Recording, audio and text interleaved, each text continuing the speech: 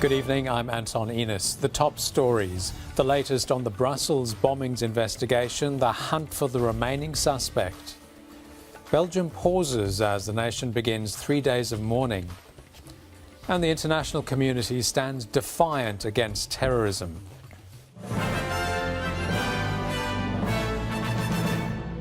First tonight, police are continuing their hunt for a prime suspect in the Brussels bombings. Authorities have been scouring the city for those responsible for the deadly explosions at the airport and the metro station. For the latest, SBS reporter Ben Lewis is outside that metro station and joins us now. Ben, how has the situation developed in the last few hours? Anton, good evening. It appears that police have made significant progress over the last few hours. They've identified the two men believed to be the suicide bombers as brothers who were previously known to authorities, and an arrest has been made. It was initially thought that the person arrested was the so-called surviving attacker, the bomb maker seen on CCTV at the airport with the two other men, but in the last few minutes that has been disputed. This, police believe, is Najim Lashroui, a man in his mid-20s who's also produced fake documents naming himself as Soufiane Kayal. It's an image police are familiar with. They've been hunting for him since Monday. His DNA was found in houses used by the Paris attackers.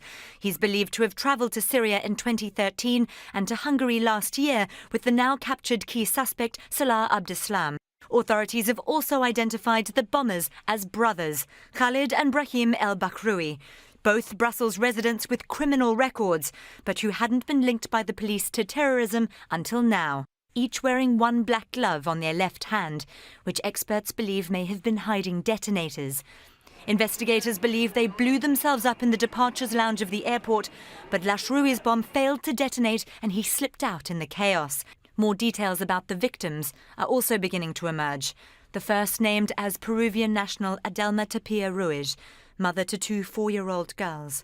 To find her killers, investigators worked through the night, taking to the skies in their hunt. By the light of day, the raids began. At one apartment in the Schaerbeek district of the capital, authorities reportedly led there by the taxi driver who drove the Bakhroui brothers to the airport, police found an IS flag, chemicals and a nail bomb. Last week, the arrest of Paris terror suspect Salah Abdeslam in the Brussels suburb of Molenbeek. 3 days before that, a raid that turned into a shootout.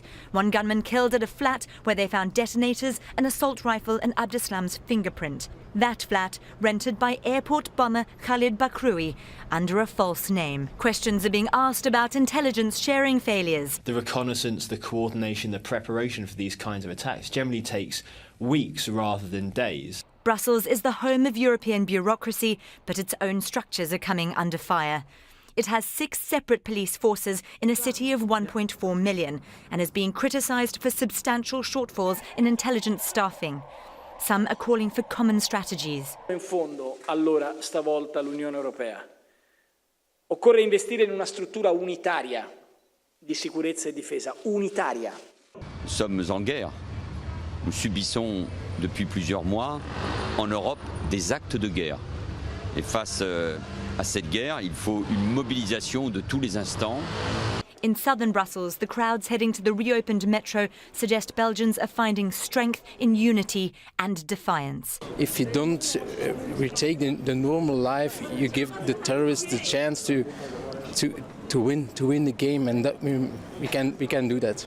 Nastasia Tay, SBS World News. Belgium has begun 3 days of mourning. About half an hour ago, the King and Queen of Belgium were joined by the Prime Minister and thousands of regular residents of Brussels for an emotional minute's silence in a square in the centre of town. At the end of that minute's silence, an applause, a celebration of life, but also a time to remember those who lost their lives. The people of Brussels had been expecting that a terror attack was likely, but that expectation didn't make the horrific reality any easier to deal with. A day after the attacks, the emotion remains raw. This makeshift vigil is growing larger by the hour. The people of Brussels knew their city was a potential target, but the attacks still came as a shock.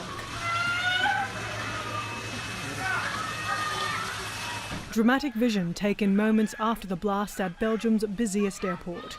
Terrified parents clutched their son as a woman somewhere in the smoke-filled terminal pleaded for help.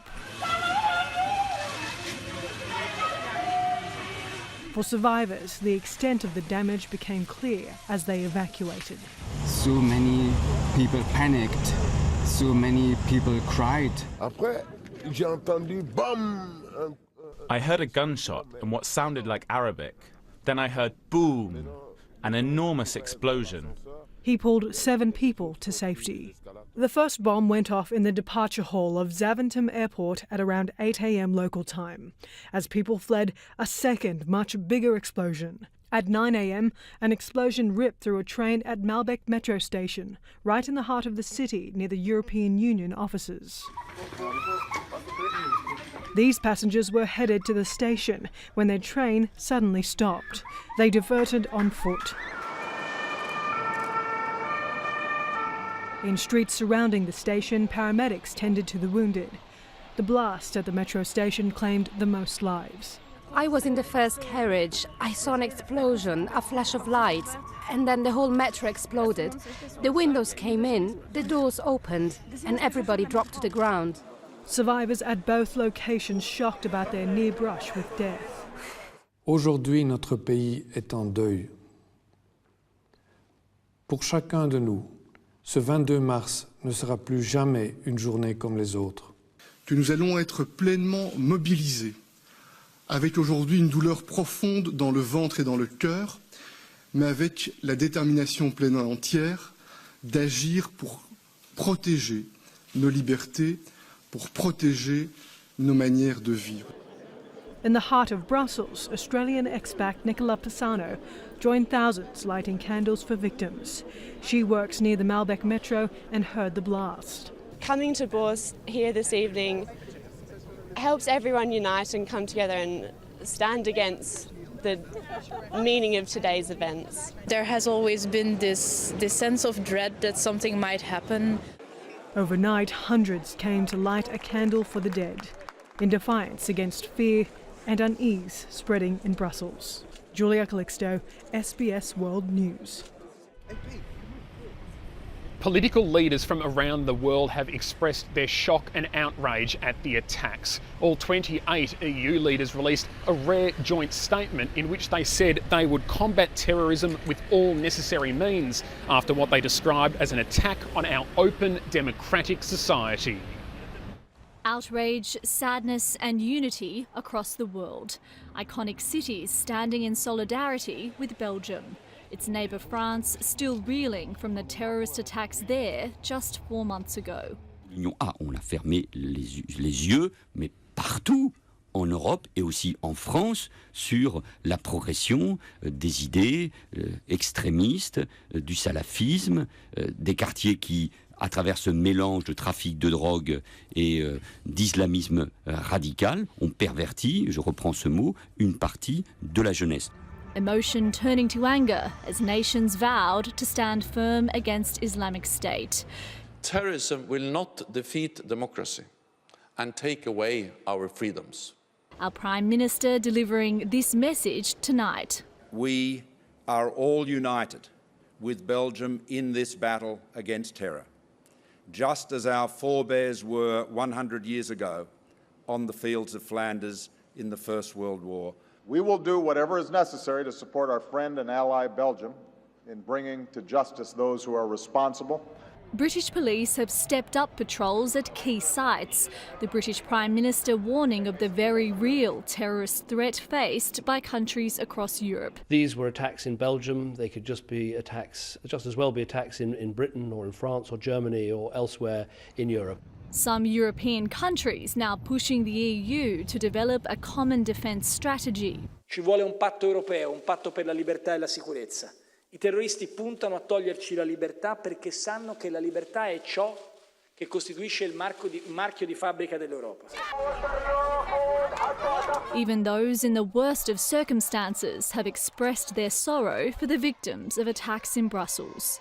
They feel sorry about what happened in Brussels. You know, we are run out of Syria and Iraq because of the same reason. The sorrow in Belgium resonating worldwide. Hannah Sinclair, SBS World News. There is still an incredibly heavy police and military presence here on the streets in Brussels. We're seeing vans with soldiers and police officers going past every few seconds and helicopters flying overhead. It's not an unusual sight for the people of Brussels. It's been like this since the city was put into lockdown in the days following the Paris attacks. But now there is a real sense of fear of another attack, and it's unlikely that people will feel comfortable until that surviving attacker is actually in custody. For now, from Brussels, it's back to you, Anton. Thanks, Ben. That's Ben Lewis with that update from Brussels.